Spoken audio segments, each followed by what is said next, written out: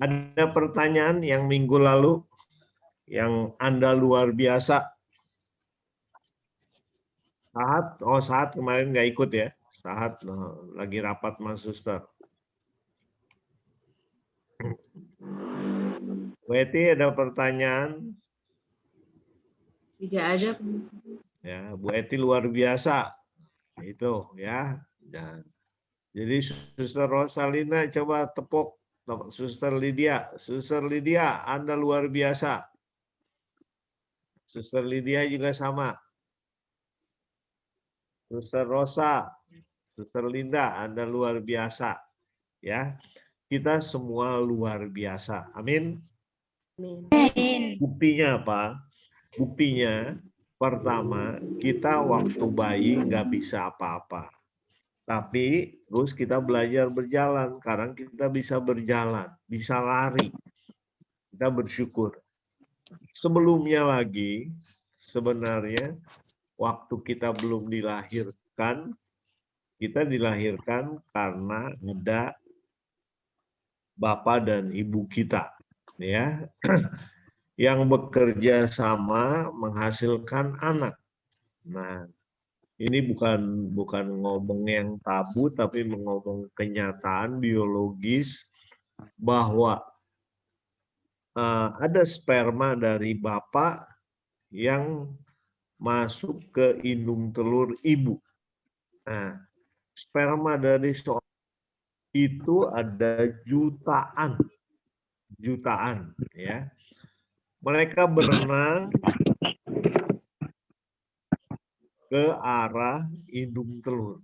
Nah, ada yang cepat sampai ke indung telur, begitu sampai, oh maaf ini video saya belum kelihatan.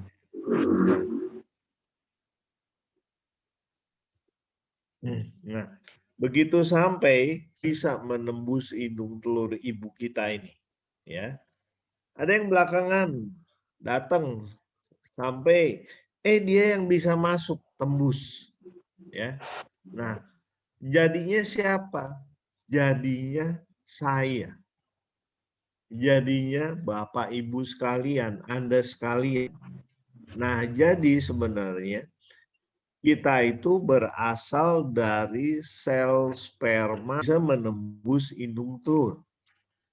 Bukan yang paling cepat kalau nggak kuat nggak bisa nembus, ya. Tapi ini yang paling mungkin agak terlambat, tapi lebih kuat bisa menembus indung telur. Jadinya saya. Kalau sel itu bukannya yang pertama, sel lain yang nembus, mungkin bukan saya. Jadinya Agus B atau Agus C, ya. Nah, artinya luar biasa. Kenapa? Karena kita berasal dari sel sperma yang the best, yang terbaik, yang luar biasa. Nah, jadi suster, Anda luar biasa. Bu Sarida, Anda luar biasa. Bu Maria, Anda luar biasa. Nah, kita ini luar biasa. Bu Elis, Anda luar biasa. Dari sel yang terbaik. Nah, kita diciptakan Tuhan kemarin serupa dengan Allah, ya, secitra dengan Allah, dan waktu Tuhan menciptakan kan kita dianggap sungguh amat baik adanya. Nah, padahal waktu Tuhan menciptakan ikan, menciptakan apa, cuma dikatakan sungguh baik adanya.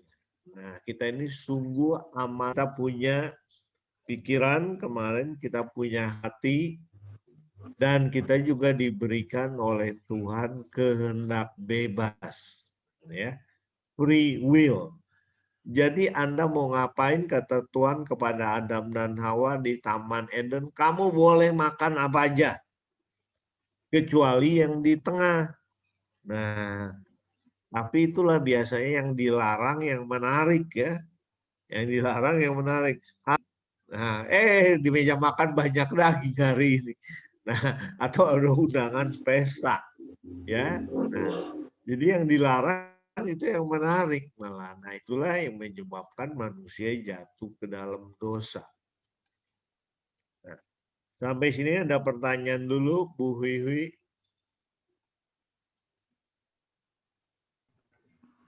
Saya belum ada, Pak. Saya Bu matikan Elis video ada aja, Pak ya. Soalnya saya Silakan, lihat Bu Hui. jaringan saya lambat. Oke. Ada pertanyaan saat?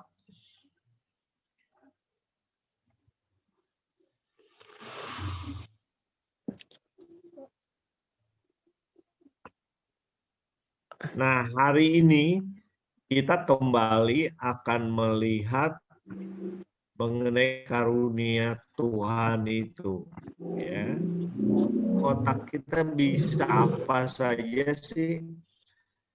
Kemarin kan kita udah lihat otak kita ada otak kiri, ada otak kanan. Nah, otak kiri untuk yang pasti, otak kanan untuk yang kreatif. Ya, nah kita harus kuat di dua-duanya.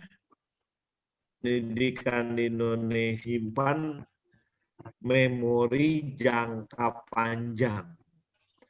Jadi kemarin yang dikatakan Bu Eti itu waktu kita ngapal 20 benda dengan mengarang cerita, itu kita berpikir dengan otak kanan.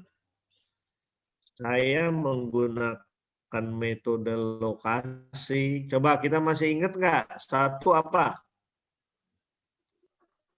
Kemarin apa? Sepatu. Sepatu. Terus apa lagi? Bola. Matanya.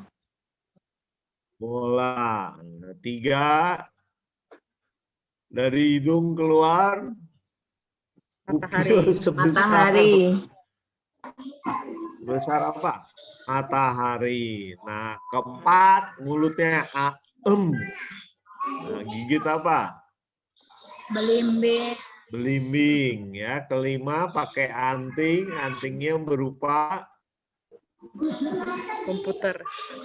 komputer. Nah, jadi sebenarnya saya nggak ngapalin lagi tapi ingat karena ceritanya ya. Kemudian pakai kalung. Kalungnya apa kalungnya? Nomor Kalajengking. Komputer kalah ada jengking ya. bentuk Kalajengking. ya. Tatonya apa? Gambar apa tatonya? Ingat? Kartun Jepang. Doraemon. Oh, Doraemon. Doraemon. Apa? Doraemon ya. Perutnya kempes dilindas atau Traktor. ditabrak Traktor. apa sampai ke seberang. Traktor. Traktor. Bukan makanan. Martabak. Yang ditendang. Martabak. Martabak. 9 kaki, 10 tangan. Tangan meremas apa? Jengkol. Cium baunya. Nah, jengkol. Nah, itu ya. Nah, contoh yang sama untuk ngajar kelas yang berbeda-beda ya. Nah, jadi saya ingat. Nah, Anda mungkin baru kemarin. Nah, nanti coba lagi mengingat 20 benda itu tadi baru 10. Nah, 11 boleh kaki atau lokasi di rumah. Ya.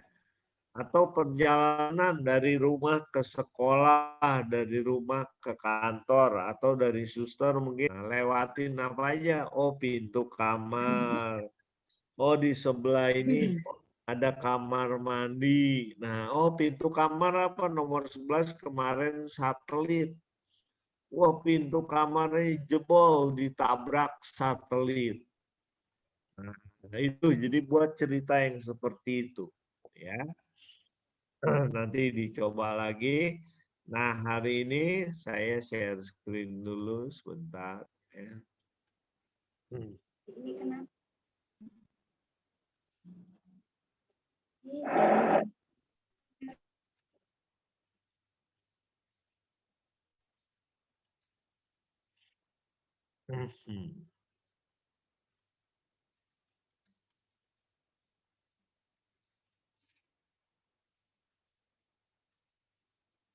Jadi namanya yang kita mau lihat itu ilmunya NLP ya. Jadi saya mau kasih penjelasan apa itu NLP itu.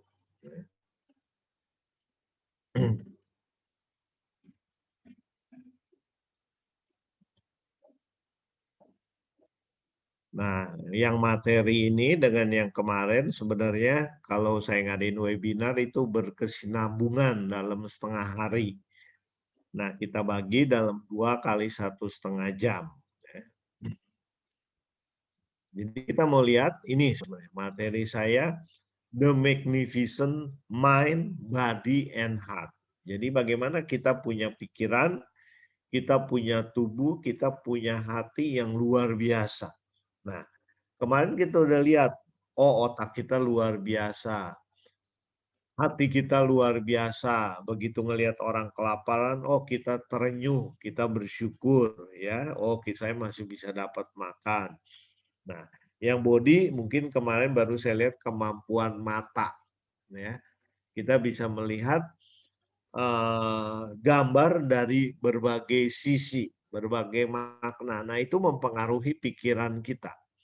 Jadi tubuh, panca indera, dan otak kita itu berhubungan. Nah, inilah yang mau kita lihat di NLP ya. Nah, NLP itu seperti ini. Coba Anda lihat kalau saya lihat gambarnya dulu ini. Sebelum kita lihat arti katanya ya.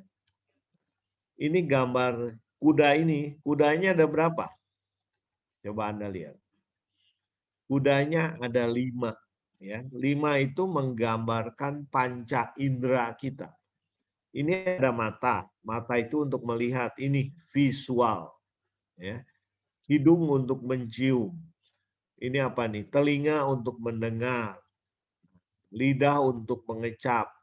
Dan kulit untuk perabaan. Nah, maka dalam bahasa Inggris ini disebut fakok. Ya. Visual, penglihatan, auditori, pendengaran, kinestetik itu perabaan atau perasaan, olfactory, penciuman. Ya, kalau Anda cium, kamu belum mandi ya, bau. Nah, itu olfactory, ya. Gustatory, pengecapan. Aduh, makanannya enak. Nah, itu ya, atau terlalu asin. Nah, neuro itu sistem syaraf. Kemarin saya sudah jelaskan tempat memproses semua yang masuk ke dalam otak kita melalui panca indera. Nah, jadi pengalaman kita itu inilah kuda-kuda ini yang menjadi alat keretanya supaya maju. Nah, panca indera inilah yang memberi masukan kepada saya, kepada otak saya. Nah, jadi otak kita itu harusnya jadi pengendali, ya. Nah, otak jadi pengendali atau kita adalah tuan dari semua panca indera ini. Nah, kita yang mengendalikan panca indera. Tetapi biasanya yang terjadi itu terbalik. Kita dipengaruhi oleh panca indera. Aduh, hari ini hujan. Dingin. Males tidur lagi. Nah, kita yang dipengaruhi. Padahal kita yang menentukan. Hari ini hujan memang, tapi saya harus masuk Zoom. Nah, itu ya. Jadi saya mengendalikan, saya lawan dinginnya itu. Saya lawan sedihnya itu. Saya lawan, aduh tapi belum sarapan nih, laparnya itu. Nah, jadi kita yang mengendalikan dengan otak kita perlu mengendalikan panca indera. Bukan sebaliknya. Ya, bukan sebaliknya. Seringkali kita sebaliknya, aduh tadi saya dimarahin oleh bos. Nah, sehingga hari ini saya jadi malas kerja lah. Jadi bete, ya, bad temper, ya. Nah, saya jadi nggak nyaman. Nah, artinya itu saya dipengaruhi oleh yang dari luar. Nah, itu terbalik. Kata Suster Lydia, aduh anak-anak ini nakal nih, saya capek lah, saya marahin mereka. Nah, itu Anda dipengaruhi dari luar. Ya. Jangan, kita perlu otak saya yang bisa mengendalikan. Aduh, kewajiban saya memelihara anak-anak ini, ya, mengasuh anak-anak ini. Dan saya harus lakukan dengan yang terbaik. Ya. walaupun mereka nyebelin dalam tanda kutip, ya. Mereka membuat saya mangkel. Nah, tapi kita jangan dikendalikan dari luar, tapi dalam kita, otak kita yang mengendalikan yang di luar, ya. Itu yang perlu kita pegang. Nah, seringkali kita salah.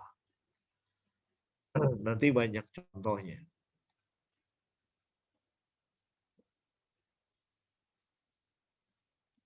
Ya, sebentar saya balik lagi. Nah, kita baru lihat arti neuro, syaraf yang memproses semua masukan dari mata, dari telinga, auditori, dari kulit, dari hidung, penciuman, dari lidah, pengecapan. Nah, dari panca indera kita mana yang paling penting? Mata, telinga, hidung, lidah, pengecapan, atau perabaan? Nah, biasanya semuanya berpengaruh. Tapi yang utama itu ini, yang 3 teratas. Disebut VAK. Visual, auditori, kinestetik mata, penglihatan, dan perabaan. Hidung dan pengecapan tidak terlalu penting. Karena biasanya hidung orang yang PK itu hanya beberapa, tidak banyak. Orang yang bisa mengecap misalnya gini, kalau Anda bisa pengecapannya kuat, mungkin Anda dibawa, yuk kita makan di satu restoran. Nah, udah makan, tadi apa yang kamu rasakan? Bumbunya pakai apa saja? Nah, kalau dia bisa mengecap, kemudian sampai rumah dia potong-potong bumbu, dia masak persis seperti yang tadi, nah itu artinya pengecapannya kuat. Ya. Nah, itu bisa kerja di restoran. Kalau penciumannya kuat, bisa bekerja di pabrik minyak wangi, di pabrik rokok. Karena rokok untuk beli tembakau harus dicium dulu, ini cocok apa enggak. Ya. Itu neuro. Yang berikutnya, saya mau lihat L-nya, linguistik. Ya, kemarin itu bahasa. Cara kita berkomunikasi ke dalam dengan diri sendiri dan keluar, internal dan eksternal. Nah, ini adalah suatu sistem komunikasi yang belum tentu pakai kata-kata. Tapi kalau verbal tuh pakai kata-kata, dan ini jadi maksudnya ini yang verbal dan ini yang non verbal. Nah, yang merepresentasikan hasil proses sistem syaraf. Anda ngelihat orang itu nyebelin, mungkin Anda nggak ngomong, tapi mata Anda menunjukkan, waduh Anda nggak suka, cemberut, jawabnya asal-asalan. Nah, itu adalah bahasa nonverbal. Anda tiba-tiba melotot ke dia karena nggak suka. Nah, inilah ya, dari sistem syaraf kita bisa muncul ke dalam pikiran kita, orang ini nyebelin, menyenangkan, baik, jelek. Nah, itu ya. Jadi NLP adalah bagaimana menggunakan bahasa yang ada di pikiran kita secara konsisten untuk mencapai tujuan yang kita inginkan. Tujuannya tentu saja harusnya kita punya pikiran, intensi, tujuan yang baik. Ya. Jadi NLP ini bagaimana kita memprogram, programming itu memprogram, tadinya mau marah, sekarang jadi tersenyum. Nah, ini ya, memprogram cara komunikasi kita di dalam otak kita yang dikendalikan oleh syaraf-syaraf. Jadi harusnya yang baik ya, bukan kita dikendalikan dari luar, tapi kita yang mengendalikan yang dari luar. Nah, ini ya panca indera kita jangan jadi kudanya. Kudanya jangan mempengaruhi size-nya, apalagi mempengaruhi tuannya. Nah, kita itu sebenarnya jadi tuannya, ya, otak kita yang menjadi pengendalinya.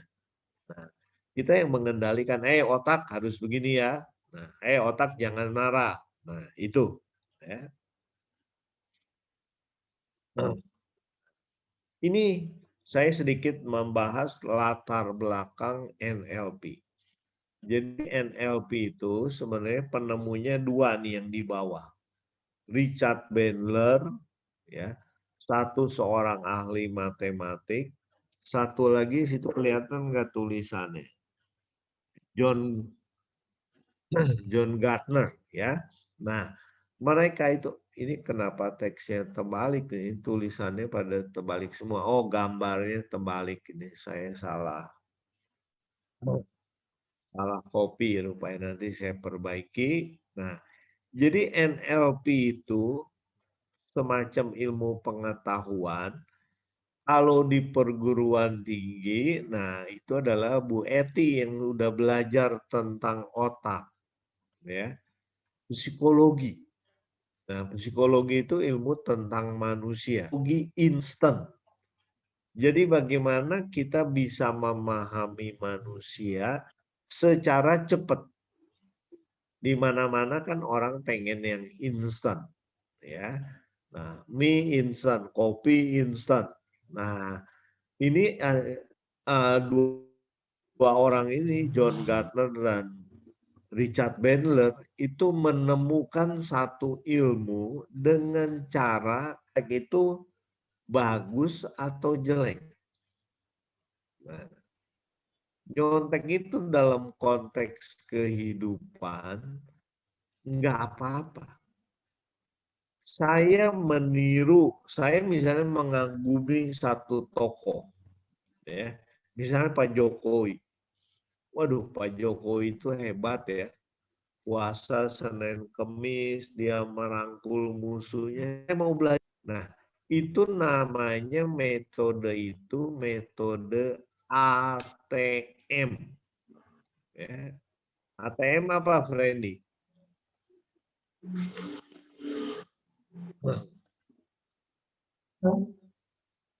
Kalau ATM bank kan automatic teller machine atau anjungan tunai mandiri, ya bahasa Indonesianya. Saya bisa ngambil uang dari situ. Nah, ini ATM metode. Aku sama Pak Jokowi saya amati. Oh, Pak Jokowi begini pada saat dihina, pada saat di hoax ya. Orang bilang wah dia komunis dan sebagainya, dan dia tenang-tenang aja, ya. Nah, saya tiru. Saya tiru. Ternyata begitu saya diledek saya marah. Ya, oh, saya salah. Saya perlu meniru lebih baik lagi. Tidak bisa puasa Senin Kemis seperti Pak Jokowi. Ya, berbeda misalnya. Misalnya saya olahragawan harus minum terus. Nah, jadi saya amati, saya tiru, saya modifikasi sesuaikan dengan sikon Anda sendiri. Nah, jadi kalau niru dalam kehidupan boleh, tapi nirunya jangan plek. Ya, jangan semuanya 100% ditiru. Udah ditiru, kita modifikasi. Kalau perlu modifikasinya lebih baik tentu saja. Ya, bukan lebih jelek. Jepang sukses itu karena meniru. Ya. Anda ingat tahun 45 Perang Dunia Kedua, Jepang hancur di bom atom Hiroshima dan Nagasaki. Ya. Banyak orang yang meninggal, banyak orang yang cacat, ekonominya hancur, kalah perang. Nah, tapi kok Jepang bisa bangkit lagi dengan cepat? Nah, karena mereka meniru. Mereka bilang kita mau bikin pabrik mobil. Nah, mereka meniru ke Eropa. Oh, mobil Eropa besar-besar. Mereka modifikasi. Buat orang Jepang nggak cocok. Mereka bikin mobil yang kecil. Apa namanya? Banyak di Indonesia tahun 60-an. Nah, ya, di Bogor banyak. Yaitu namanya Bemo. Bemo, betul. Bemo. Nah, ya.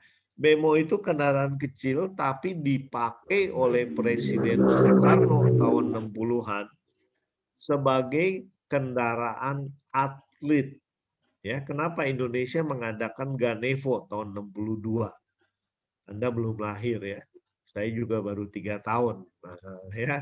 Jadi Ganevo itu untuk menyanyi Asian Games. Jadi Presiden Soekarno ini ada negara-negara Asia mengucilkan Indonesia, tapi dia nggak mau kalah. Kamu ngadain Asian Games, saya juga bisa undang negara lain ngadain Ganevo. Nah, setara Asian Games. Nah, dia beli Bemo untuk kendaraan atlet. Nah, begitu selesai Ganevo-nya, kendaraan itu dijual jadi kendaraan umum. Ya. Di beberapa kota, di Bogor, Jakarta cukup banyak, sekarang sudah tidak ada. Ya.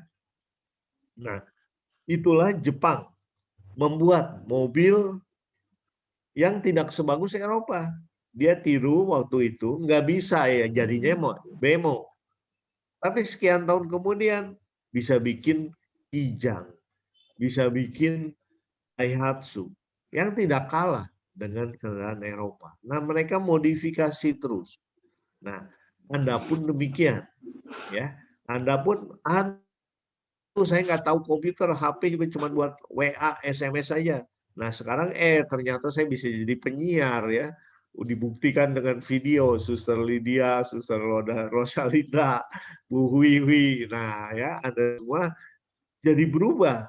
Nah, kenapa? Pertama ya mengamati Pak Indra lagi ngajar, Anda tiru, nah dimodifikasi buat yang lebih keren, ya, buat yang lebih indah.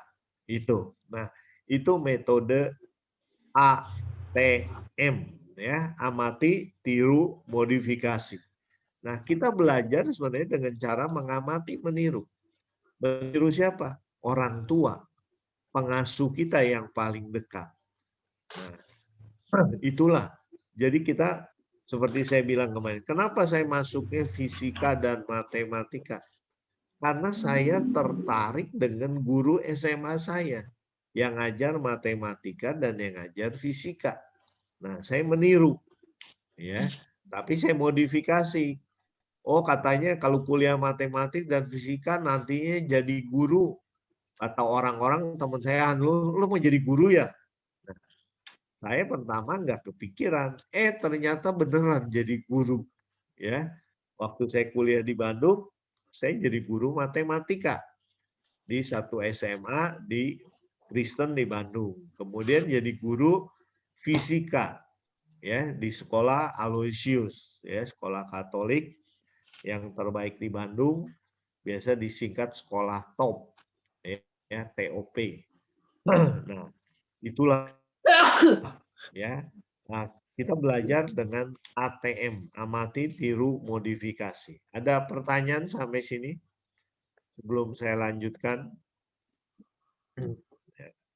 Oke, saya lanjutkan. Ini tidak penting sejarahnya. Jadi sejarah NLP itu adalah suatu sintesis. Sintesis itu gabungan, ya, gabungan. Nah, kedua orang ini Richard Bandler itu membuat buku The Structure of Magic. Nah, struktur magic, magic itu kan, aduh kayak ilmu sihir gitu ya. Nah, ilmu yang di luar akal gitu ya. Nah, buku itu terbit dan laku luar biasa. Richard Bandler satu adalah mahasiswa bahasa, satu mahasiswa matematika. Ya. Nah, mereka kerjasama, caranya begini. Mereka melihat ada satu orang yang bisa hipnosis, ya. Nah, mereka bilang, Pak, boleh nggak saya melihat Bapak menghipnosis orang? Boleh. Ternyata dia pelajari. Untuk menghipnosis itu langkahnya apa saja. Cara ngomongnya bagaimana. Dia tiru. Ternyata dia bisa menghipnosis orang. Jadi bukan pakai jampe-jampe, pakai doa, pakai apa, bukan. Ya, dengan caranya. Nah, jadi hipnosis itu sebenarnya adalah ilmu berbahasa. Ya, ilmu berbahasa. Contohnya begini. Kemarin mungkin saya udah singgung. Saya jualan bolpen. Ya, saya jualan bolpen. Jadi Friendly mau beli atau tidak? Saya udah promosi ke Friendly. Friendly bolpennya bagus loh, tahan lama. Tulisan kamu yang biasanya menceng-menceng sekarang jadi rapi. Nah, jadi Friendly mau beli nggak? Jawabannya apa? Friendly jawabannya apa? Friendly mau beli nggak? Mau, Pak. Nah, ya, mau itu karena ada saya di sini. Jadi Bu Maria mau beli nggak? Nah, sebenarnya pertanyaan saya itu salah. Mau beli atau tidak? Orang akan menjawab tidak. Ya, jadi Bu Sarida mau beli atau tidak? Tidak. Nah, itu contoh kalimat yang tidak mengarahkan orang untuk membeli. Kalau kalimat hipnosis itu artinya begini. Jadi Bu Sarida mau beli 1 atau 2. Nah, pokoknya beli 1 juga beli, apalagi kalau 2. Nah, jadi saya nggak nanya beli atau tidak, tapi beli 1 atau 2. Nah, jadi Suster Aguilina bayarnya boleh kontan, boleh kredit, Suster.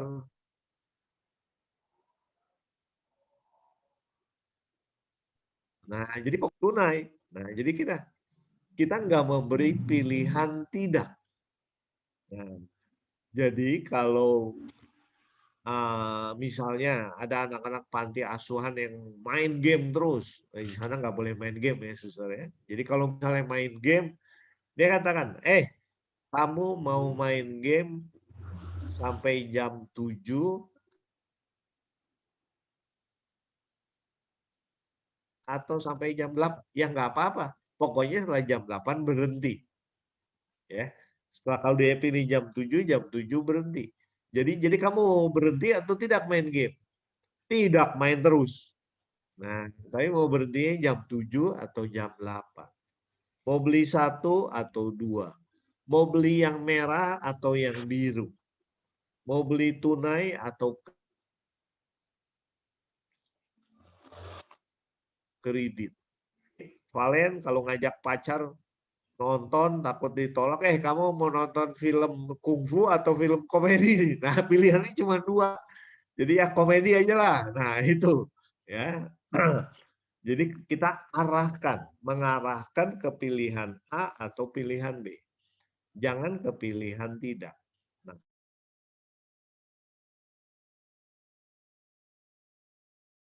Nah, itu kan, Suster, pandang mata saya. Nah, itu hipnosis untuk cara tidak sadar kita bisa mempengaruhi orang lain. Karena otak kita punya otak sadar dan otak bawah sadar. Yang dipengaruhi itu otak bawah sadar. Sehingga kalau dulu Anda sering nonton misalnya acara hipnosis di TV, siapa tuh yang pakai ikat kepala dan sebagainya, dulu teman Deddy Kobuse, saya lupa. Nah, dia bilang, copot sepatu Anda, copot sepatunya. Ya, terus dia bilang, dia mengatakan, anggap sepatu itu adalah telepon. Di bawah sadar dipengaruhi. Ya. Coba jawab tuh telepon, diangkat sepatunya gitu. Oh, padahal sepatunya bau. Nah, tapi karena bawah sadar yang dipengaruhi nggak bisa menolak. Ya, dia ngikut aja. Nah, Anda juga pernah mungkin bekerja, bukan pernah lagi ya, selalu kita itu bekerja sebagian dengan bawah sadar. Kemarin rasanya saya udah pernah beri contoh ya. Nah, Bu Siska tadi pagi sudah mandi? Bu Siska kemana? Oh, itu. Valen tadi pagi sudah mandi? Sudah. Waktu mandi tadi ya, Anda coba pertanyaan untuk semua. Waktu mandi tadi Anda pakai baju, pakai kemeja, masukin tangan kanan dulu atau tangan kiri dulu? Waktu pakai baju. Randy, tangan kanan, tangan kiri dulu. Kanan, Pak. Kanan, Pak. Kalau kita ditanya kan jawabnya lama kan? Lama apa ya tadi ya? Bayangin dulu. Oh, kanan, saya masukin tangan kanan dulu. Nah, kadang-kadang aduh nggak tahu Pak. Kalau nggak tahu udah kasih baju. Nih coba kamu pakai. Nah, baru dia rasakan. Ya. Kenapa? Karena pakai baju kita nggak mikir. Otomatis. Itulah bekerja dengan bawah sadar. Ya. Jadi coba kalau pakai bajunya mikir. Aduh, habis mandi pakai baju dimasukin mana dulu ya, kanan kiri. Oh, kanan. Pakai celana kanan apa kiri? Oh, kanan. Anda sampai kantor, sampai sekolahan udah bingung, terlalu banyak yang dipikir, ya. Maka lebih enak kalau kita bisa berpikir otomatis. Yang naik motor, yang naik mobil, sekarang mikir lagi nggak? Mana gas, mana kopling, kapan ngegas, kapan injek rem. Kalau udah biasa nggak mikir lagi. Itu sudah otomatis. Seperti kemarin, atau ada beberapa yang belum, misalnya tangannya begini kan, coba. Tangannya, dua tangan Anda begini, terus genggam. Genggam, coba diikutin Valen, Ustaz Aguilina genggam tangannya, Bu Eti, genggam tangannya. Nah, waktu digenggam, lepaskan lagi, genggam lagi. Posisi tangannya sama nggak? Sama. Jempol mana yang di atas? Nah, kalau saya jempol kiri di atas. Anda akan sama selalu. Kalau jempol kiri. Nah, ini bawah sadar kita yang berperan. Coba dengan pikiran sadar sekarang saya balik supaya jempol kanan di atas. Saya balik gini. Jempol kanan di atas. Apa yang terjadi? Apa yang terjadi Bu Elis apa? Gimana? Biasa jempol kiri, kalau jempol kanan di atas. Ada yang aneh nggak? Waktu genggam tangan gimana perasaannya? Janggal Pak Agus. Ada yang janggal, ya. Ada yang nggak enak nih di tangan saya. Dan saya kalau gini tuh harus mikir dulu. Tadi ya genggam tangan nggak usah mikir, berdoa, ya nggak usah mikir. Sekarang, jangan tangan kiri dong. Tangan kiri kan tangan yang bau, tangan yang jelek. Tangan kanan di atas. Nah, saya jadi merasa aneh, ya. Padahal buat orang Barat tangan kiri, tangan kanan sama aja, ya. Nah, budaya aja yang mempengaruhi. Tangan kanan kan buat buang air di WC. Nah, itu tangan yang kotor. Kalau jabatan tangan harus pakai tangan kanan. Nah, padahal kalau kita lihat film-film di Barat, anak kecil jabat bapaknya, bapak ibunya pakai tangan kiri juga nggak apa-apa, gitu ya, sama saja. Nah, itulah menggenggam tangan, pakai baju, naik kendaraan, makan, itu semua dikendalikan oleh otak bawah sadar. Anda nyisir oleh otak bawah sadar. Nah, kalau nyisirnya biasa pakai tangan kanan, nah supaya Anda dilatih bagaimana menyisir pakai tangan kiri. Nulis pakai tangan kanan, sekarang menulis pakai tangan kiri. Aneh, nggak bisa gitu. Perlu belajar lagi. Nah, kalau orang kidal pakai tangan kiri mudah. Tapi sebagian besar dari kita kan orang kadal, ya pakai tangan kanan, ya. Nah, ada yang kidal? Bu Siska kidal? Oh, Elis ya, Bu Elis kidal. Nah, Bu Hui kadal. Masih kidal enggak? Kenapa? Siapa kidal? Nah, kidal dan kadal sama saja. Saya punya teman, ya, dia kidal. Dia anak profesor di IPB. Bapaknya pinter luar biasa. Anaknya stres. Kenapa stres? Nah, dia ngomong, saya stres itu sejak SD. Kenapa? Karena kata ibu guru nggak boleh gunakan tangan kiri buat nulis. Jadi saya dimarahin sama ibu guru nulis pakai tangan kanan. Di rumah dimarahin sama orang tuanya. Dia stres. Nah, kenapa? Karena buat dia yang paling kuat tangan kiri. Sehingga kalau jalan saja dia suka tersandung kaki kanan dengan kaki kiri. Nah, inilah. Jadi orangnya nervous. Dulu dia kuliah di Bandung juga, tapi perguruan tinggi yang lain. Dia mengatakan, waktu mau ujian tenang. Begitu masuk tempat ujian, dia kerjain soal. Tapi begitu lihat ada yang keluar, dia nggak mau kalah. Keluar juga, kumpulin masa bodoh. Belum beres juga pokoknya dia nggak mau kalah. Nah, nggak tahu kenapa itu unsur psikologi. Karena bapaknya profesor, pintar sekali. Nah, dia merasa minder dengan bapaknya. Jadi begitu ujian di kelas, Ada yang udah selesai, saya nggak boleh kalah. Saya juga kumpulin. Nah, itu. Ya. Jadi waktu anak-anak masih kecil itu yang lebih banyak bekerja otak bawah sadar, frekuensinya lebih besar. Kenapa otak bawah sadar itu nggak ada jaringan untuk melihat ini itu boleh atau tidak, berbahaya atau tidak. Nah, jadi kalau anak kecil dipelihara oleh pembantu di rumah, pembantunya iseng misalnya, ini ada kecoa nih. Ini kecoa. Kecoa enak loh dimakan. Dimakan sama anak kecil. Dimakan. Ya, karena dia nggak tahu rasa, nggak tahu apa, dimakan. Nah, itulah. Kamu buka baju ke celana sana lari ke jalanan. Nggak ada rasa malu.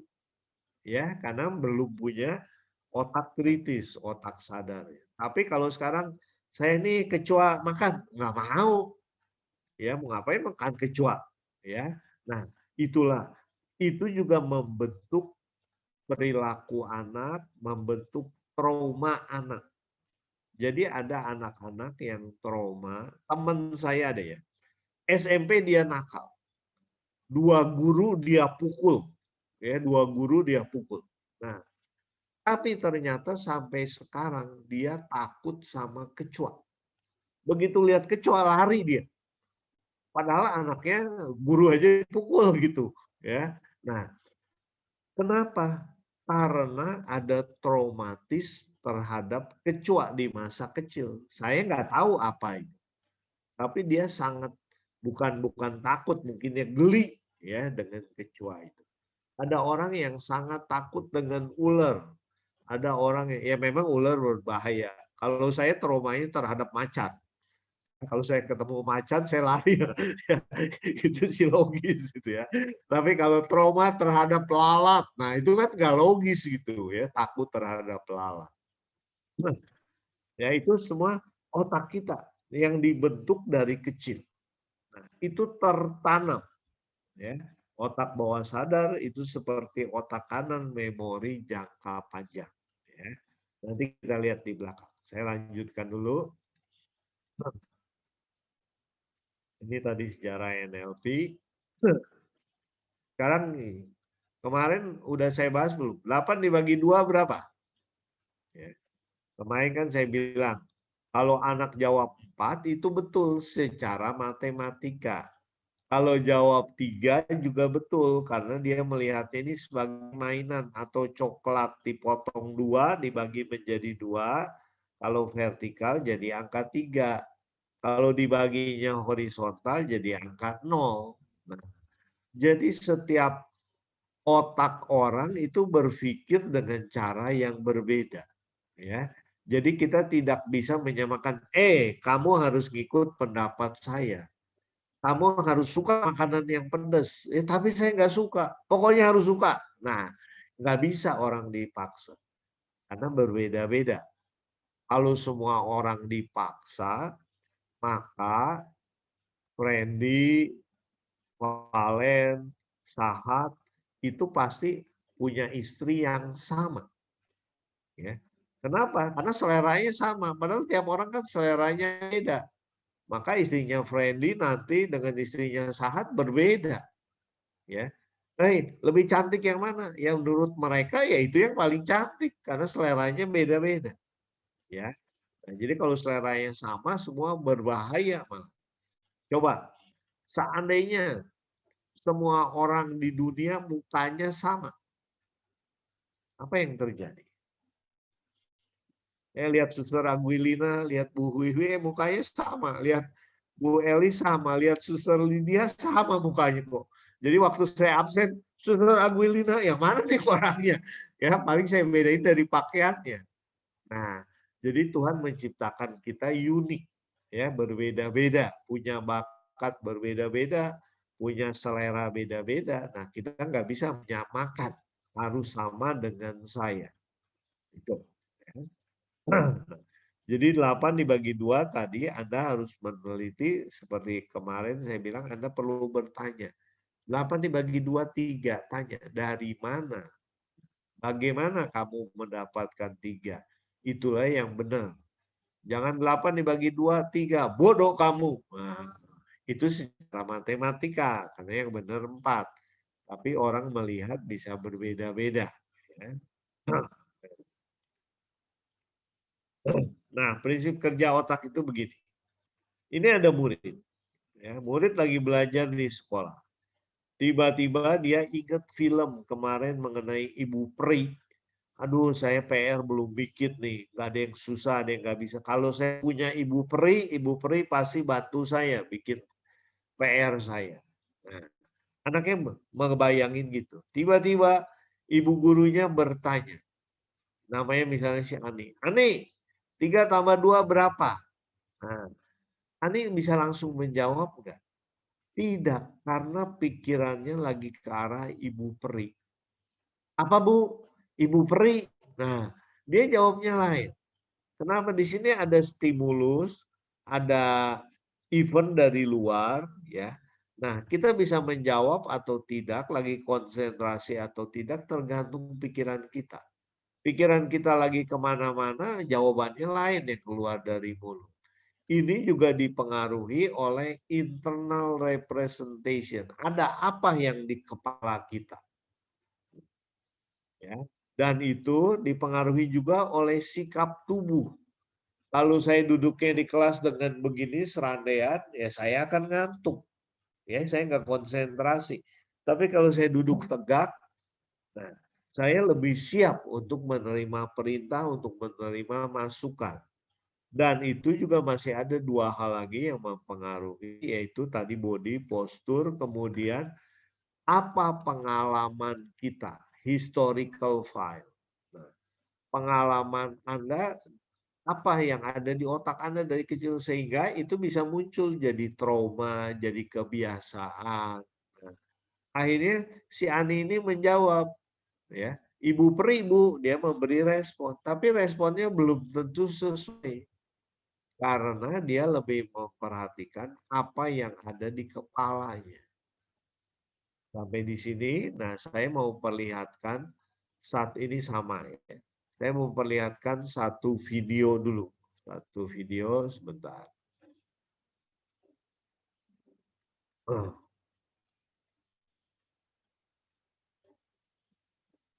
Nah, coba Anda perhatikan ini video iklan. Ya, iklan coklat. Tetapi itu juga sering terjadi pada kita.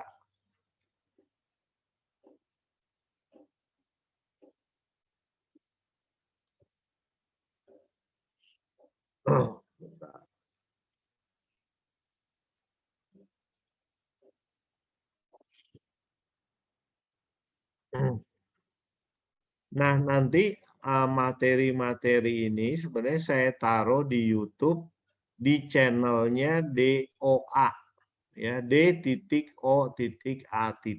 ya. Nah, saya mau kasih lihat ini satu video ini dulu.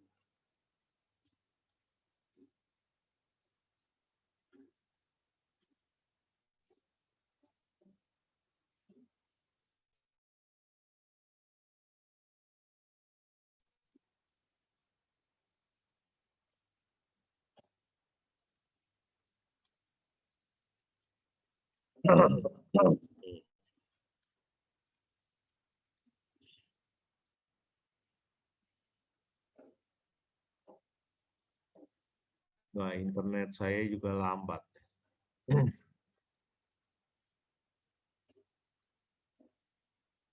Minggu depan Pak Indra akan menjelaskan mengenai YouTube ya. Ntar Bu Efren juga akan bahas YouTube sedikit.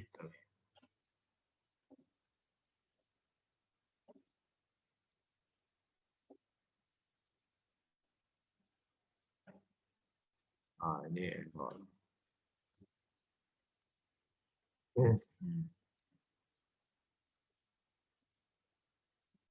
Nah, coba lihat videonya. Ya, mudah-mudahan udah bekerja. Nah, ini.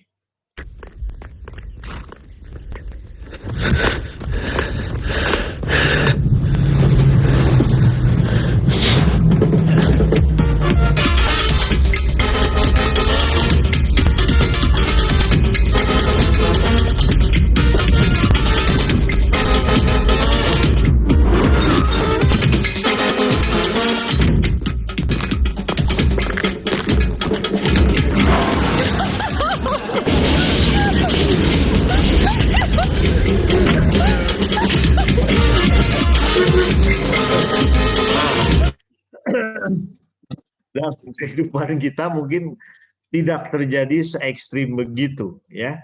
Tapi kita juga sering salah tangkap. Nah, si bapak yang pertama lagi lari pagi, dia lagi dorong mobil nggak? Enggak. Dia lagi peregangan ya, habis lari peregangan ototnya. Ada sopir truk. Sopir truk ini lagi happy karena makan coklat. Ah, saya mau bantu orang nih. Lihat di sana bapak-bapak lagi dorong mobil, nggak kuat. Ah, saya turun, saya bantu. Turun dari truknya, dia dorong mobilnya masuk jurang. Dia pergi, si bapaknya aja yang kebingungan. Nah, pertanyaannya, yang salah siapa? Salah siapakah ini? Bu Elis salah siapa, Bu Elis?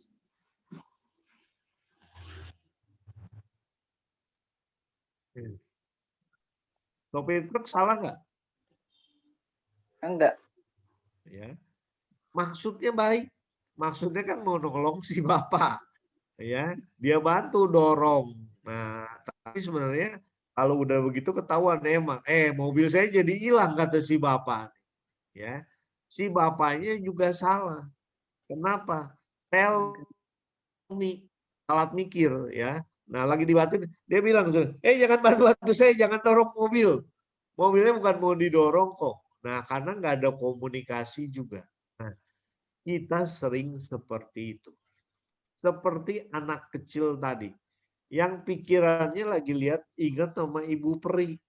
Waktu ditanya 3 tambah 2 berapa? Dia jawab yang ada di kepala. Nah, itulah yang terjadi. Ya. Sopir truk bayangin si bapak lagi dorong mobil. Karena itu saya bantu. Dia kerahkan sekuat tenaga.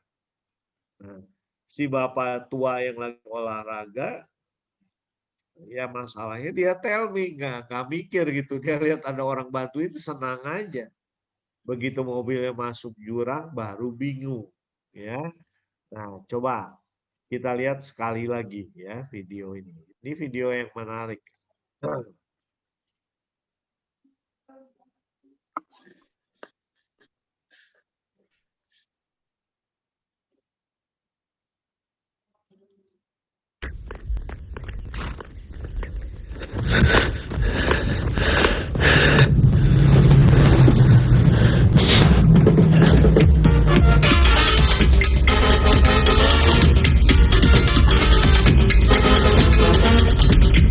Dia lihat si bapaknya lagi dorong mobil. Mau saya bantu.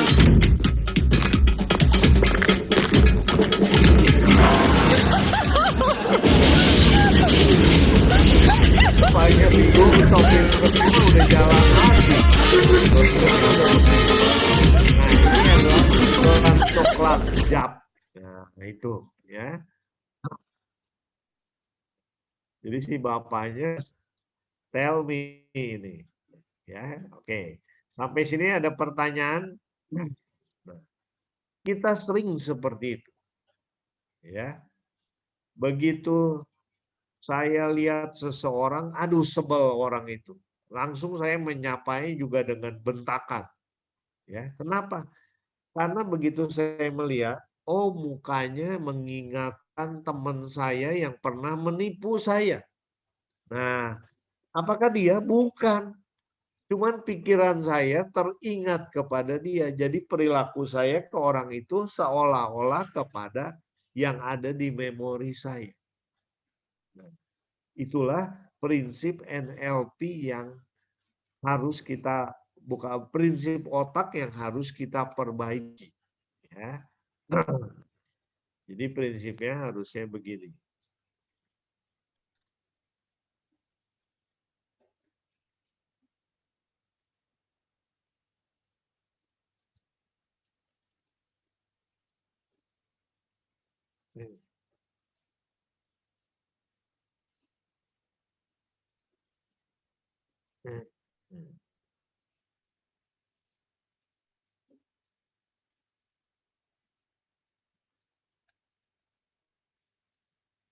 Nah,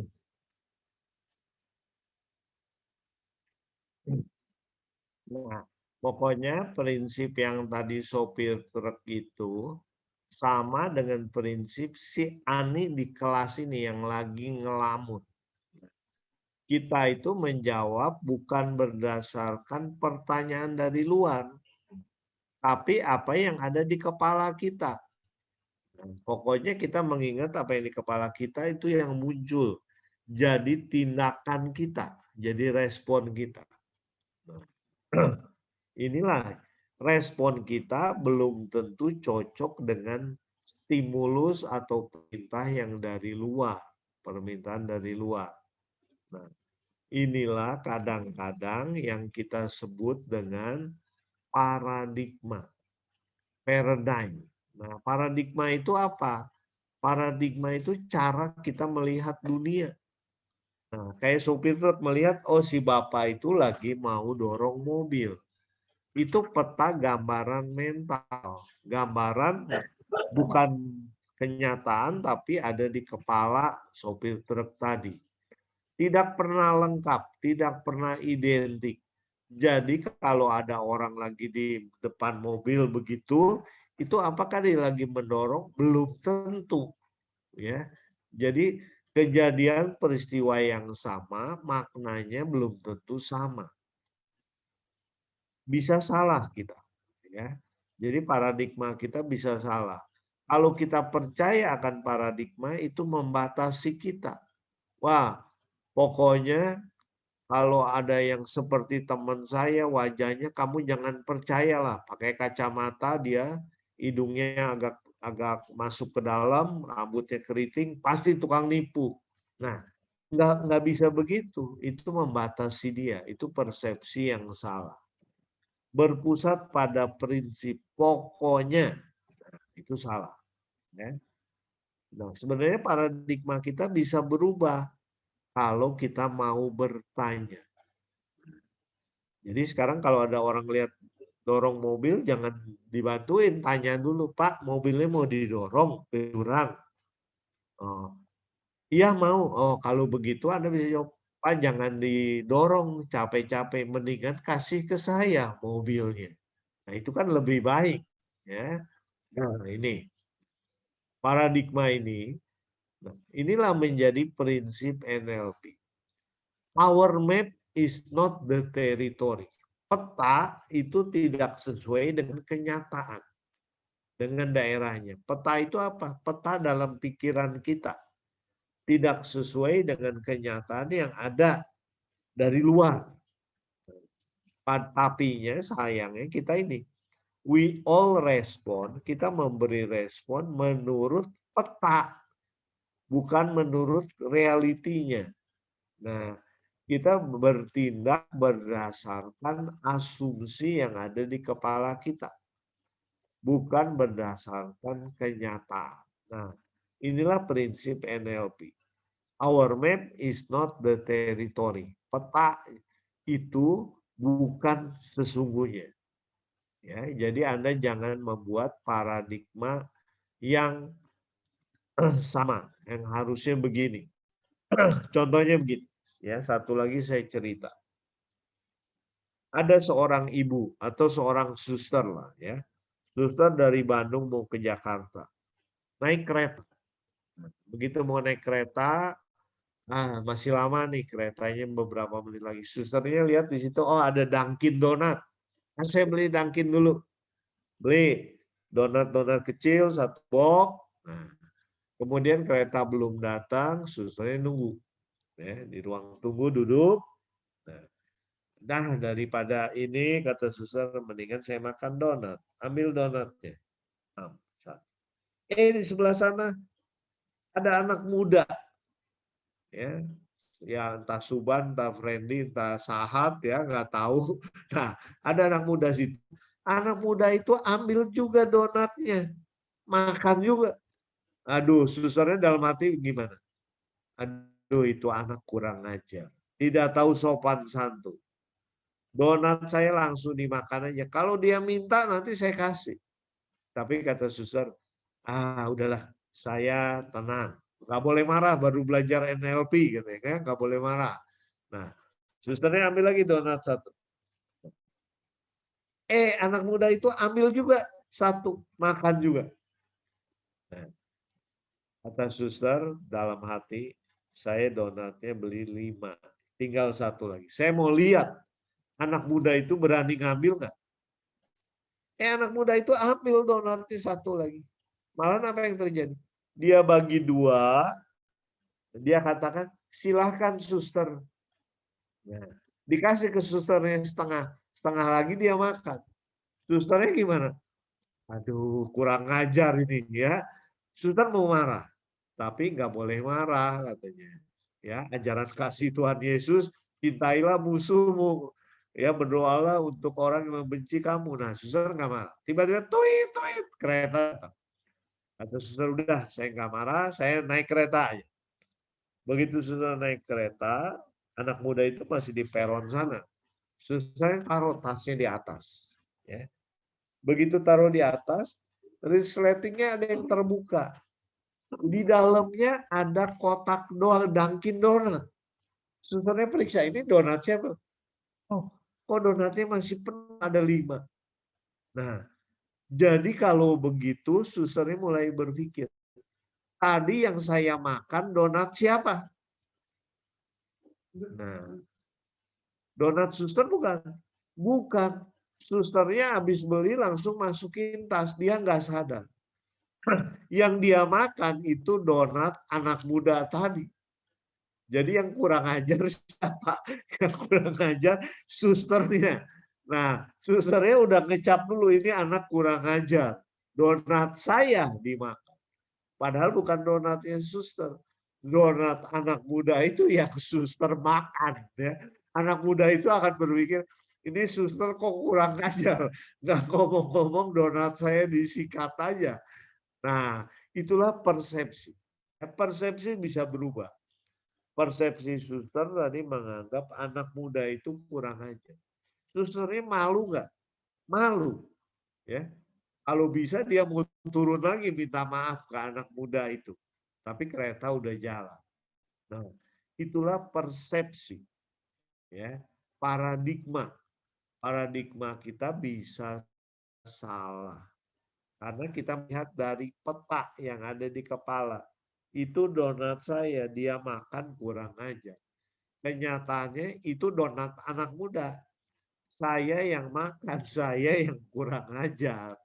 Ya, nah bisa sadar atau tidak itu terjadi. Ya.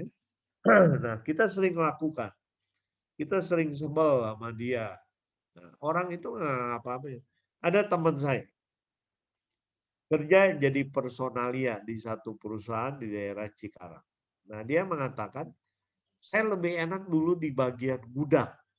Karena di bagian gudang itu saya menata barang, nggak ada yang protes. Nah saya di bagian personalia, di bagian SDM, mau pindahin orang, protes dia. Nah, ada 100 orang, 200 protes. Nah, repot ngatur orang. Nah dia punya prinsip, kalau saya mau wawancarai orang, saya tidak akan terima karyawan wanita yang pakai kacamata, hidungnya mancung, rambutnya keriting. Saya pasti nggak akan terima. Walaupun nilainya bagus. Saya bingung, kenapa? Kan nilainya bagus. Iya, karena wanita seperti itu buat saya tidak jujur. Kenapa tidak jujur? Ternyata dia punya pacar dulu kayak begitu. Pacarnya ngabur. Nah, dia sakit hati. Jadi nganggep yang seperti itu tuh pokoknya nggak beres. Nah, itu cuman asumsi, persepsi yang ada di kepala. Kenyataannya setiap orang mungkin mukanya sama, tapi tindakan perilakunya kan bisa berbeda. Ya, kejujurannya berbeda. Itu. Silakan sampai sini ada pertanyaan, ada yang mau sharing. Ubalda punya pengalaman seperti itu? Nggak ada. Nah, ya. Yang lain, Bu Yana, bukannya pengalaman donat kami, yang lain aja apa?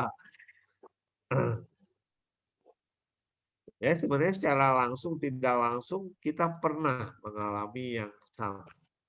Misalnya Saya suatu kali pernah diajak makan restoran di Sumatera. Saya pesan apa? Saya pesan nasi goreng aja lah supaya gampang. Begitu saya makan, kata dia nasi gorengnya yang enak. Begitu saya makan, kok asin amat. Nah, ya ternyata memang di daerah itu nasi gorengnya tidak pakai kecap manis seperti yang ada di Bogor. Nah, di sana tuh memang pakainya kecap asin, jadi agak asin. Nah, saya menganggap di kepala saya tidak enak. Kenapa? Karena saya sukanya yang manis. Atau orang dari Jawa Tengah, Jawa Timur, biasanya minumnya teh manis. Di Jawa Barat minumnya teh tawar. Nah, begitu dia teh satu, nah kira dia teh manis, begitu dia amat. Nah, kebiasaan itu membentuk persepsi di kepala kita. Ya. Atau begini, contoh lain lagi. Ada pertanyaan? Gabriel? Misalnya, yang wanita, ya, pulang malam naik angkutan kota atau naik bus. Busnya atau angkutannya kosong. Suara saya nggak jelas ya? Jelas, Pak. Bergema. Oh, ini di saya bergema. Oke, ya. Misalnya dia pulang malam, angkotnya kosong, tiba-tiba di stop lagi ada penumpang naik. Jebrosan, kulitnya hitam, gondrong.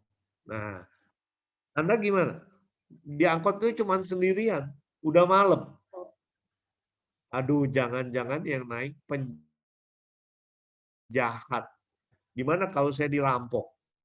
Nah, asumsi Anda mulai bekerja, mulai berjalan.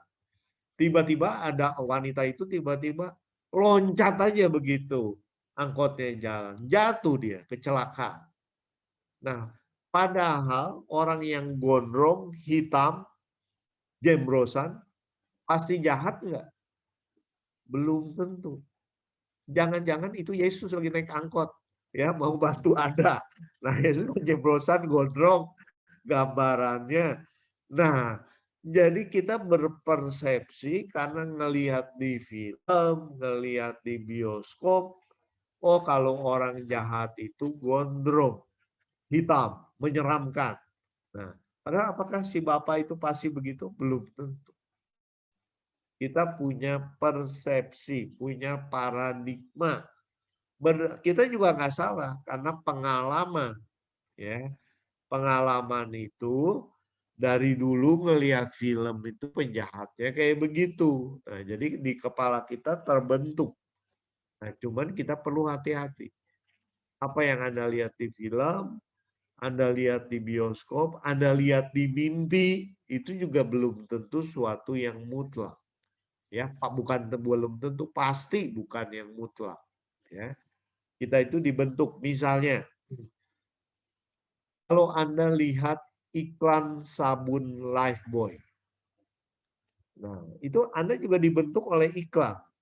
Iklan sabun Lifebuoy itu sabun untuk apa Lifebuoy? Untuk kecantikan bukan? Bukan, ya. Kalau sabun kecantikan Anda ingatnya sabun Lux, ya. Kenapa? Karena sabun Lux dulu banyak dipakai oleh wanita di kampung, di kota pakai sabun Lux. Kenapa? Karena Lux punya semboyan 9 dari 10 bintang film memakai Lux. Nah, jadi pembantu di rumah saya, waduh kalau saya pakai Lux serasa menjadi bintang film. Nah, itu ya. 9 dari 10 wanita 9 dari 10 bintang film memakai Lux. Nah, itu dibentuk di kepala kita. Ya. Atau dulu ada obat sakit kepala, wes ewes, bablas angine. Nah, itu terbentuk di kepala kita. Pokoknya supaya nggak masuk angin, saya minum obat itu. Gunjal. Nah, itu, ya. Silakan kalau ada masukan pertanyaan. Pak mau bertanya. Ya, silakan. Begini, saya punya pengalaman seseorang yang seringkali konsultasi kepada saya, itu karena paradigmanya dia itu terlalu memandang diri itu tidak mampu, jadi dia rendah diri begitu. Nah, Ya. bagaimana tipsnya supaya saya bisa membantu dia agar dia lebih percaya diri dan tidak rendah diri, karena agak sulit untuk merubah paradigmanya dia itu. Terima kasih, Pak. Ya, paradigma yang dibentuk dari kecil itu sudah tertanam. Nah, untuk merubahnya memang tidak bisa instan, ya. Nah, perlu Ibu Eti itu kan guru BK, ya, punya latar belakang psikologi. Nah, perlu memberikan pengertian, tapi memberi pengertian agak sulit kalau dia sendiri nggak mau berubah. Nah, sebenarnya kan orang ini yang harus berubah. Nah, saya terus terang di Triguna itu memberikan training NLP itu 7 semester. Tiap semester mereka dapat 1 NLP, ya, dapat sertifikat. Tujuannya untuk apa? Membangun kepercayaan diri. Karena di Triguna kita kebanyakan memang mahasiswa dari golongan menengah ke bawah, ya, yang mereka berasal dari keluarga kurang mampu, wah kalah bersaing dengan perguruan tinggi lain yang lebih mentereng. Nah, saya mengatakan Anda jangan takut, ya. Latar belakang seperti yang kemarin, Madesu atau MDC. Anda mau pilih masa depan suram atau masa depan cerah. Nah, saya memberikannya dengan simulasi-simulasi seperti itu. Dengan contoh, dengan film, dengan video. Nah, kalau diajakin ngomong, kamu harusnya begini. Nah, orang sebenarnya begitu dengar kata harus, dia membentuk benteng. Ya, membentuk benteng. Kenapa? Karena orang nggak mau dipaksa. Nah, jadi mungkin Bu Eti bisanya kalau kita memberikan contoh, ya, memberikan contoh mengenai satu peristiwa atau mengenai dengan video lagi, mungkin dengan film. Nah, sehingga dia merasa tidak terpojok. Oh iya, contoh itu baik ya. Siapa dia? Saya nggak kenal. Nah, tapi kalau dia bisa, kenapa saya nggak bisa? Dia makan nasi, saya juga makan nasi. Nah, jadi kita perlu motivasi aja, Bu. Ya. Jadi karena kalau dipaksa berubah dan proses itu pun memakan waktu, ya. Karena dia sudah terbentuk rasa rendah dirinya dari kecil. Nah, jadi nggak bisa dengan sesaat klek. Nah, yang bisa melakukan itu ya cuma Tuhan yang bisa mengubah Saulus menjadi Paulus. Ya, Saulus mau bunuh orang Kristen, di tengah jalan ada penampakan Tuhan Yesus, dia bisa berubah ya dalam waktu beberapa hari. Kita katakan itu sesaat, tapi dalam peristiwa lain kita perlu proses. Nah, ya tidak ada yang instan. Ya. Walaupun yang instan juga bisa terjadi kalau Tuhan mau. Ya. Itu Bu, dimotivasi pelan-pelan, tapi jangan dimarahin. Ya, kalau dimarahin susah. Ya, dia malahan membuat tembok menolak. Nah, kita memberi contoh aja. Ada Saya orangnya masukan? nggak bisa marah kok, Pak. Oh iya. Bu Eti nggak bisa marah, tersenyum terus. Ini ada masukan di sekolah? Nggak ada sih, Pak. Belum ada, ya. Suster Rosalinda, Suster Lydia, gimana menghadapi anak panti asuhan yang kadang-kadang sebenarnya mereka bukan bandel ya, mereka juga mungkin mencari perhatian, ya. Mereka mungkin panti asuhannya apa, yatim piatu atau apa, Suster? Dari mana, Pak? Anak-anak di panti asuhan itu anak-anak yatim piatu atau bagaimana? Campur, Pak. Ada yang Campur. masih, iya, Pak. Oh. Ada yang dititipin orang tuanya, ada juga. Iya Pak, mereka ada yang dititip, ada yang Nah, orang-orang yang sama-sama. seperti itu kan, anak-anak seperti itu yang nggak punya orang tua merasa nggak pernah mengalami kasih sayang. Kan? Kalau dititipin orang tuanya, anak-anak merasa kok saya dibuang. Ya, di panti jompo yang sering saya temui, orang-orang tua itu sedih. Kenapa saya ditaruh di panti jompo? Oh, karena anaknya nggak mau repot. Tapi orang tuanya merasa kok saya dibuang. Kok saya padahal dulu pelihara dia setengah mati. Sekarang saya kok dibuang. Nah, itulah perasaan-perasaan seperti itu membuat jadi luka batin, ya. Nah, jadi dia sering mencari perhatian, terutama anak-anak, ya. Mencari perhatian gimana? Ya dengan membuat sesuatu kenakalan, ya. Nah, tiba-tiba dia misalnya sendoknya dia pukul-pukul. Nah, ya, suster baru lihat dia, kamu mau apa? Susternya bukan beri perhatian, susternya marah. Kamu jangan ribut. Nah, ya, dan dianya makin stres lagi jadinya. Nah, memang kita memang perlu berpikir dulu sebelum bertindak. Ya. Tetapi itu kebiasaan kita bertindak dulu. Karena kita terpengaruh oleh bahasa Jepang. Saat ngerti bahasa Jepang, di seminari lu ajarin bahasa Jepang nggak? Tidak, Pak. Nah, Suster belajar bahasa Jepang, Suster Aguilina, Bu Siska kelihatannya ya, bisa bahasa Jepang ya. Nah, bahasa Jepang ada uchiwa. Nah, Bu Elis tahu tuh uchiwa apa, Bu Elis? Belah cicing wae. Nah, bahasa Sunda, bahasa Jepangnya itu Jepang Sunda. Uchiwa itu singkatan dalam bahasa Sunda, ulah cicing wae. Maksudnya jangan diam saja. Jangan nato, no action, talk only. Ya, nggak ada hasil tapi cuma ngomong doang, omdo.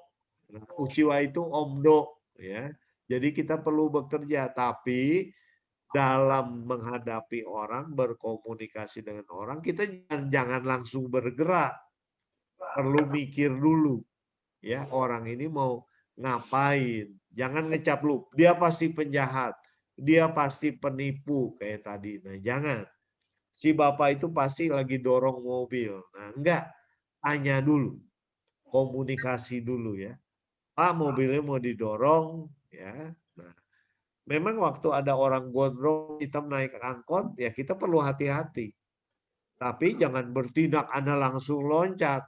Atau Anda langsung, kamu penjahat ya. Nah, pasti dia bilang bukan. Anda amati dulu aja dengan hati-hati. Ya, kita perlu berpikir, perlu mengamati, ngumpulin data dulu baru bertindak. Oke, saya lanjutkan.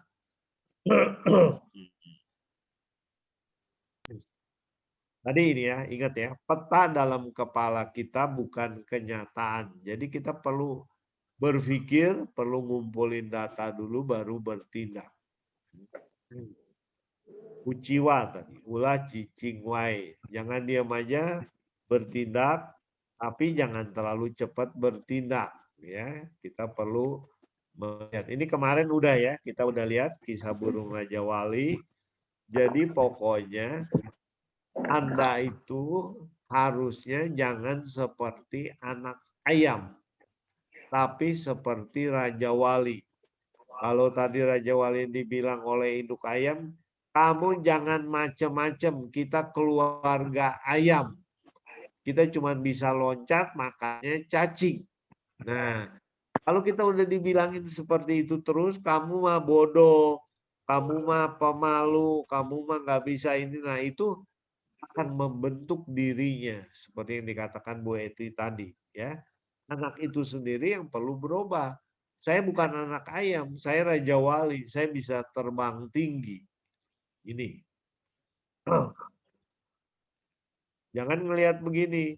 Wah, ini madesu, masa depan suram. Kenapa? Saya SD 8 tahun, SMP 5 tahun, SMA 4 tahun. Ya udah nggak ada harapan. Nah, apakah anak yang gagal sekolah pasti gagal? Tidak. Einstein juga dikeluarin dari sekolahnya waktu SD. Bukan Einstein, maaf. Alva Edison. Ya. Nah, kenapa? Karena dia nggak perhatikan pelajaran di sekolah, senangnya ngutak-ngatik. Ya, coba-coba. Nah, pelajaran geografi segala macam dia nggak perhatiin. Nah, kenapa? Karena dia perhatiannya memang terhadap sains. Nah, begitu suruh belajar di rumah, dia menemukan listrik, dia menemukan alat telegram dan sebagainya. Nah, jadi setiap orang berbeda. Jadi jangan dianggap, wah saya sekolah nggak sukses, pasti di bisnis juga gagal. Enggak, di keluarga juga gagal. Siapa bilang? Nah, masa depan itu masih terbuka, cerah. Inilah masa lalu Anda. Masa lalu itu bayangan ada di belakang, hitam gelap. Tapi masa depan masih terbuka. Anda jalan ke depan. Percaya diri. Karena selalu ada harapan.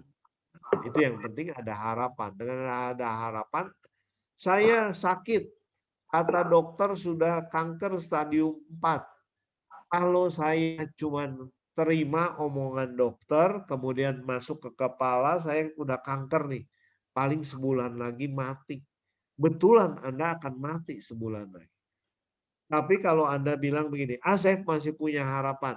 Saya percaya Tuhan Yesus bisa melakukan mukjizat. Karena itu, pokoknya sebulan lagi saya mau berbuat baik. Dia datang ke panti asuhan, dia datang ke panti jompo, menghibur oma opah di sana, datang ke kuburan berdoa, ya, beri bunga dan sebagainya. Ternyata udah 6 bulan dia belum meninggal. Udah 6 bulan malahan makin sehat. Kenapa? Ada harapan dalam hidupnya, ada motivasi. Ya, jadi kalau kita pikir saya mah udah nggak berguna, saya tinggal nunggu mati, mati beneran.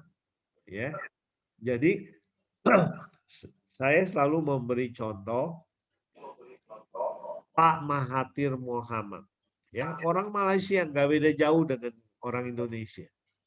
Pada umur 93 tahun dia menjadi Perdana Menteri Malaysia untuk kedua kalinya. Sekarang udah pensiun lagi ya, jadi sekarang mungkin usianya udah 95, 96. Itu luar biasa. Orang Indonesia umur 93 kemana? Kakek saya udah nggak ada yang umur 90-an. Ya, umur 70, 80 udah meninggal. Ya. Nah, sebagian mungkin sudah pikun. Udah nggak bisa apa-apa. Tapi Pak Mahathir masih menjadi Perdana Menteri. Dia punya semangat hidup. Waktu diwawancara ditanya, Bapak masih olahraga? Iya. Masih nyetir mobil? Iya. Saya berusaha setiap minggu menyetir mobil minimal 2 jam. Nyetir mobil 2 jam, orang udah kakek-kakek gitu. Ya, dia olahraga katanya masih setengah jam kalau nggak salah per minggu atau per hari. Nah, dengan punya semangat begitu, dia jadi sehat. Kalau dia berpikirnya, aduh saya mah udah tua, udah penyakitan, tinggal tunggu.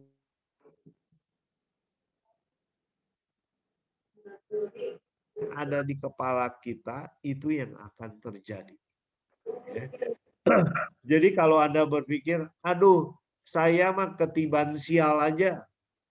Nah, saya ini jadi anak bungsu yang tidak dikasihi oleh orang tua, dikasih kerjaan. Kalau dikasih baju, baju sisa. Karena baju baru untuk kakak saya. Saya anak paling kecil kasihnya baju sisa. Kalau Anda berpikir begitu, Anda merasa jadi sial terus. Ya.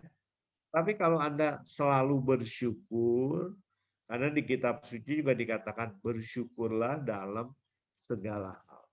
Kemarin kita melihat gambar orang Afrika yang kelaparan, makan dari kotoran sapi. Tuhan terima kasih saya bisa makan dengan tempe. Nah kita bersyukur. Nah dengan bersyukur kita malahan happy, hidup sehat.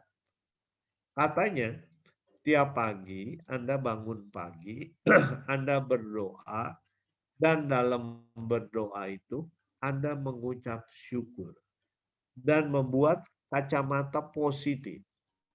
Tuhan terima kasih, saya masih sehat. Saya bisa makan hari ini. Saya bisa menghirup udara segar. Jangan, Tuhan hari ini hujan deras, aduh saya nggak bisa kemana-mana. Nah itu mengarah kekecewaan aja. Tuhan terima kasih hujan. Karena petani yang kekeringan sekarang bisa bercocok tanam lagi. Tuhan terima kasih ada matahari hari ini. Kenapa? Jemuran saya bisa kering Tuhan. Nah, karena manusia itu nggak pernah puas kan. Lagi hujan maunya ada matahari, lagi panas maunya ada hujan. Nah, sekarang kita belajar bersyukur atas semua itu. Karena kalau kepala kita diisi yang positif, maka yang positif yang akan terjadi. Henry Ford mengatakan begini, Henry Ford tuh anak bos mobil, pemilik mobil pabrik Ford. Ya. Dia punya pepatah gini, jika if you think you can, ya can-nya you can Anda dapat, nah, or if you think you cannot, ya, you are absolutely right. Anda dua-duanya benar. Kalau Anda berpikir Anda bisa, Anda benar. Ternyata bisa.